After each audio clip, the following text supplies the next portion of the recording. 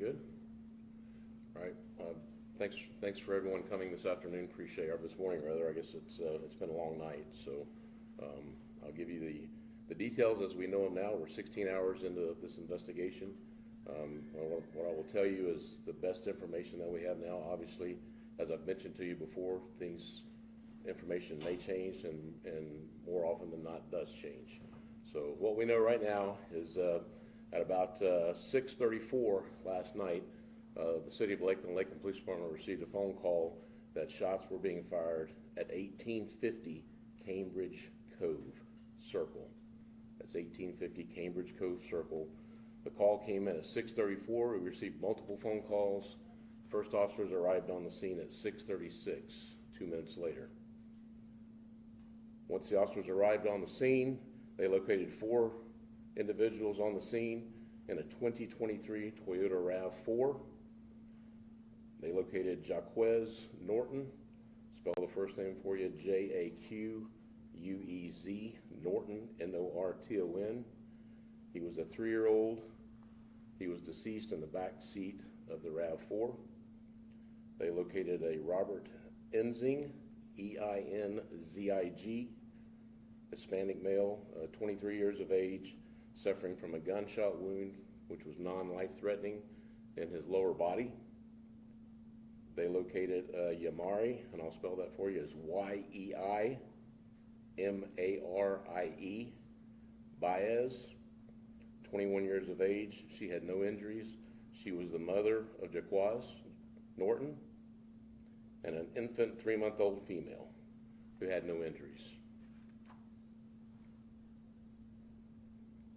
LPD began receiving reports after we arrived at the scene that a white Dodge Challenger was also involved in this event. The Challenger was seen headed towards the scene before the shooting on Kathleen Road, northbound on Kathleen Road, just prior to the shooting, and it was also observed leaving the shooting southbound on Kathleen Road. Around 7 p.m., the police department was also notified that a black male by the name of Kemarius, Kemarius Wilson, 22, was taken to Lakeland Regional Health by a civilian vehicle and was dropped off in the Sally Port, and he was also declared deceased. This is what we know so far. Baez, Enzing, and the children were at Cambridge Cove to visit a friend.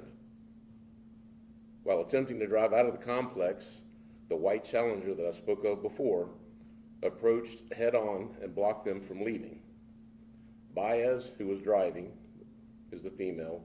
Enzing was in the front passenger seat of the RAV4. The infant was in the middle seat, in the back middle seat, and the 3-year-old homicide victim was in the rear passenger seat. Wilson got out of the Kemarius Wilson, who was our deceased male that's at Lakeland Regional, got out of the passenger side of the Challenger, the white Challenger, with a handgun and approached the driver's side of the Toyota RAV4, where Baez was sitting behind the driver's wheel. Another unidentified male got out of the driver's side of the Challenger with a rifle and approached Enzing on the passenger side of the RAV4. Enzing, the male that was in the RAV4, was also armed with a rifle and a handgun. At some point, words were exchanged and gunshots followed, and Enzing returned fire with his handgun while Baez fled the vehicle after grabbing the 3-month-old from the back seat. Both males ran back to the Challenger and left the scene, as I said before, southbound on Kathleen Road. The Challenger then, we have determined, drove back to the 800 block of West 14th Street to a relative of Wilson's, where Wilson was placed into a private vehicle and transported to Lakeland Regional, where we were then notified. He was declared deceased at the hospital. The evidence that we have so far is the 2014 Challenger that was then located not in the 800 block of West 14th Street, but it was actually located in the 800 block of West Crawford Street by our patrol units. We didn't receive a phone call from anyone. Patrol officer just happened to be driving through the area noticed something suspicious sitting between two houses, could see a vehicle because it was covered up, and I'm going to show you a photograph of what the officer saw, and thought that was suspicious, got out, and sure enough, it was the white Challenger that we were looking for. But that was located in the 800 block of West Crawford Street with a black tarp over it. The resident in that address was very cooperative. The vehicle was seized, and it's downstairs in our lab now being processed. The victim's 23 RAV4 is also here at the station being processed. The vehicle was transported Wilson to the hospital. We also seized it. It's also being processed. At the scene, we recovered 19 .223 caliber spent casings and 9 9mm spent casings at the scene. Multiple cell phones have also been seized for downloading and processing, and detectives are canvassing for obviously any video at different multiple locations. So we have the scene at Cambridge Cove, we have the scene on West 14th Street, and we have the scene at West Crawford Street. So we're trying to recover video from all three of those scenes. So far, we've served 9 search warrants in the past 16 hours, and we've had about 25 detectives, analysts, and crime scene personnel working throughout the night. Right now, we are searching for one additional person. We are looking for the driver of this white Challenger. Everyone see that? It's a 2014 Dodge Challenger. Obviously, the passenger was Camarius Wilson, who was taken to the hospital, and he's no longer with us. With the tarp over it, that's the way the officer found it, sitting between the vehicles, and you can see the front driver's side tire looks like it's shot out. This is what's down in the lab right now. So we need the driver of that vehicle. That's who we're looking for. Anyone knows who was driving that vehicle or can provide that information can contact Detective Corey Lawson with the Lakeland Police Department at 863-834-8975, or if they wish to remain anonymous, certainly they can call Heartland Crime Stoppers at 1-888-400-TIPS. That's 1-888-400-8477, or they can visit their website at heartlandcrimestoppers.com. All right, it's been a long night. We still got some work to do. We're not done with this yet. We've got, as I say, some video to go through, some phones to go through. We're going to locate and identify who the driver of that vehicle was. We're interested in finding him, but this was a horrific night last night. As you can imagine, anytime anyone's killed, but particularly a 3-year-old, was still in the vehicle, it was awful. I feel bad for the parents. My heart goes out to the parents of the 3-year-old, but it also goes out to my officers and detectives that had to work that stuff and see these things, and my crime scene people that see these things. They lose a little bit of their soul as well every time they see something like that, because they have family and kids as well. So you can imagine it was a tough night, and but anyone knows who was driving that white Challenger, we're certainly very interested in that. And with that, I'll take questions. You said that the Challenger blocked the exit path of the RAV4. Was there a reason behind that? Was this a road rage, or was this the targeted thing that they wanted to stop those particular people from leaving? Yeah, we feel like they knew each other. We have a really good reason, we think, why. We want to firm that up a little bit, but it wasn't just a random act. They were interested in that vehicle and the people inside of that vehicle. Can you say at all how they may have known each other? I don't know specifically. We're going to firm that up in the coming days, but I don't know if it was some sort of a domestic dispute, or there's something else inside that vehicle they were interested in. Yes, ma'am. Can you speak to people in the RAV4? Were they from Lakeland here, or are they from another area? I don't know that. I think they're from the Lakeland area, at least Polk County area, I can say. I didn't ask for the home addresses. Chief, I would, Go ahead.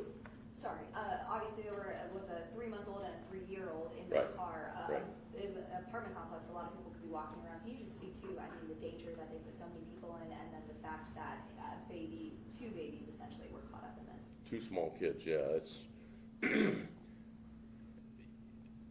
That's another concerning thing for us, is that you have an ongoing gun battle. Not only is rounds being put through the front windshield of the RAV4, but you have rounds coming from inside the RAV4 back at them, and it's 6:30 in the evening, 6:45 in the evening. 6:30 is probably closer to the exact time. Kids are out of school, spring break. You don't know, who's going to who's going to get hit with those rounds. Once you launch those rounds, you don't know where they're going. You don't know what they're going to hit. So, yeah, it was an extremely dangerous situation. You're exactly correct. Yes, ma'am. Does evidence or video tell you, I don't know if you have video of the incident, can you tell if the suspects were intentionally shooting at the children, if they knew the children were in there? I don't think they knew the children were in the back, even though there's some indication that when the mother exchanged conversations with them as they approached the car, she screamed that my kids are in the car, my kids are in the car. Now, whether Camarius and this other unknown individual heard that, we don't know that. But they were not shooting at the vehicle. I don't think they knew or if they did, they didn't care, which is also concerning. You were saying that the driver of the RAV4, so this happened so fast that he didn't even get out of the car, started shooting through the windshield at the Challenger? No, the driver was the female. The male was a passenger in the RAV4. He actually, I will tell you that when the gentleman approached the passenger side, he actually stuck his rifle in, and there was some sort of a struggle over the rifle. And we think that's probably where a round went off and hit him in the hip. And at some point, the guy was able to get the rifle back and ran around to the front of the RAV4 and started putting rounds through the front windshield. And we have rounds that went through the front windshield, went through the front passenger seat, and that's where they struck the 3-year-old who was sitting in the back seat behind the passenger seat. When you launch those 223 rounds, they will go through windshields, cars, people, and they just continue to go. They are So the traveling at a very high rate of speed. Passenger of the RAV4, he's alive. He is alive. And then but he returned fire. He did. He had his own 2 weapons. He had a rifle and a handgun in the car with him. Did he use both? He used the handgun. Is he charged or expected to be charged with it? Right now, he's not charged with anything. Are the surviving persons involved in this investigation cooperating? They are cooperative. I don't know, they're cooperating. They are somewhat cooperative. I'll leave it at that. We're having to work kind of harder than you would think. The driver of the RAV4, the mom. The driver of the RAV4 was the mother, yes. Do you think the mother or the passenger was the target? I don't know that either one of them was I don't know. It could be both. It could be neither. It could have been some sort of domestic thing. We're still trying to flesh through that. So I don't know the proper answer to that question. And you said that the Challenger was found with a tarp over it. Yes. Was it in a garage? Was it in a... Parked between 2 houses. If you go in that area, the houses are fairly close together, and it was pulled in between 2 houses with a tarp pulled over the top of it. So. And you said you talked to the homeowner where the car was? We did, yes. Does he know that car? He does not. He told us he did not know who put the car there or how the car got there. And you don't have a name, suspected name or identity of that driver of the Challenger at this point, right? We do not. That's who we're looking for, and we will find out who that is. Trust me, we've received some tips already, and I think we're getting closer and closer as the hours go by. But right now, we don't have a firm location, and we don't know if that guy is actually or girl. I think it's a male. I don't think there's any indication it was a female. May also be suffering a gunshot wound as well. So we don't know that. Was that Challenger stolen? Do we know that? It's not. No, it's actually registered to a person in Plant City, and we went out to the house in Plant City, and we haven't contacted that owner as of 3 or 4 hours ago. They weren't home, so we're still trying to. That's one of the other things we're trying to run down. The registered owner. Good question. Are you guys concerned about retaliation in this situation? You got a man that seems to be defending his car, and people dying. There'll be some animosity. Yeah, anytime it is a very heated, as you can tell, as you can understand, situation. So yeah, we're always somewhat concerned about that. Other family members, I would encourage them, channel that rage a little bit. Tell us who did it if you know who did it, and you have information who did it. Don't go out and take care of it yourself. You're just going to find yourself going to prison. So let us take care of it. Call us. What is the mom saying about this whole thing? We interviewed her last night. She's still pretty shook up. She's still trying to process what happened. Certainly it was a very traumatic scene for her, so I don't want to go into great detail what she was saying. But yeah, she did know Camarius, who came to the window. She did not know the other guy.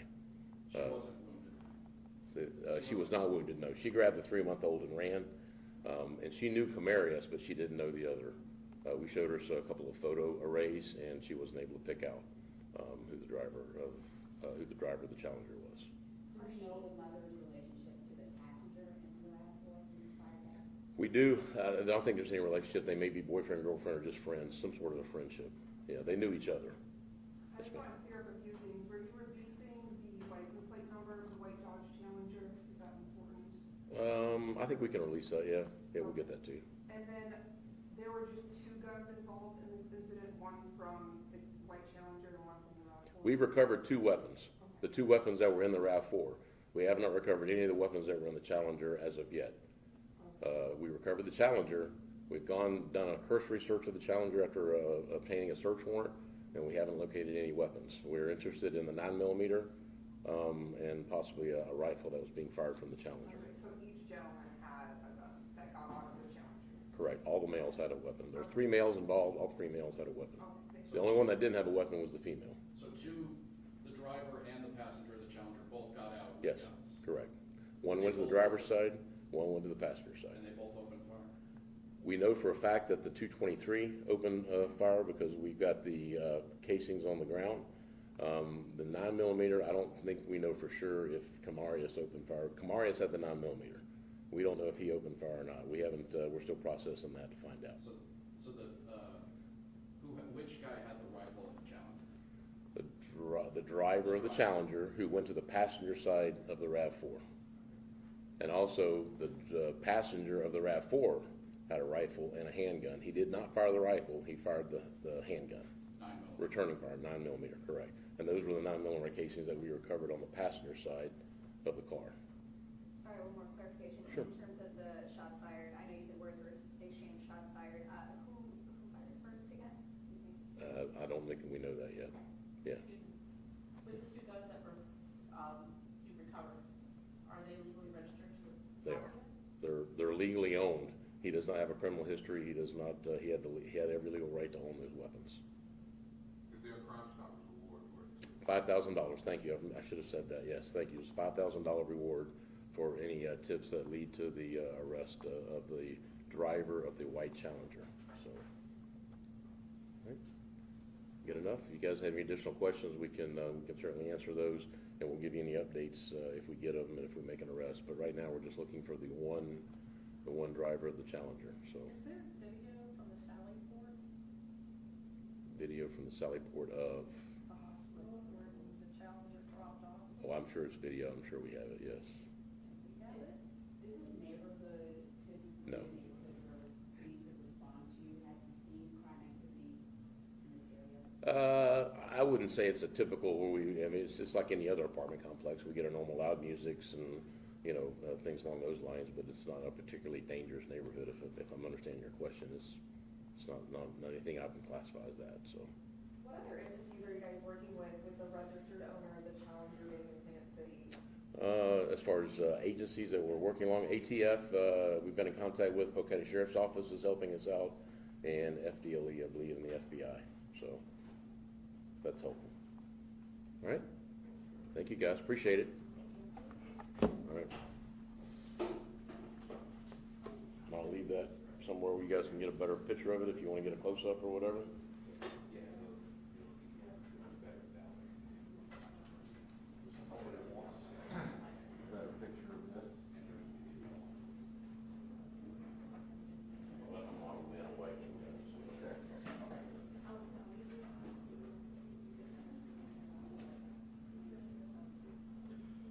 The picture with the tarp on it, that's in your custody, right? Like, that's not the way, that's not.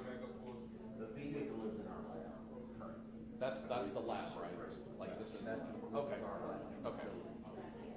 I was just making sure that wasn't where, like. No. Can you hold that up again, sorry, sir?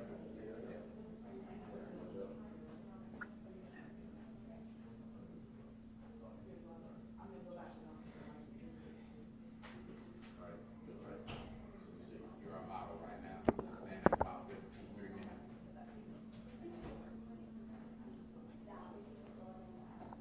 So did y'all find a tire like that blown out?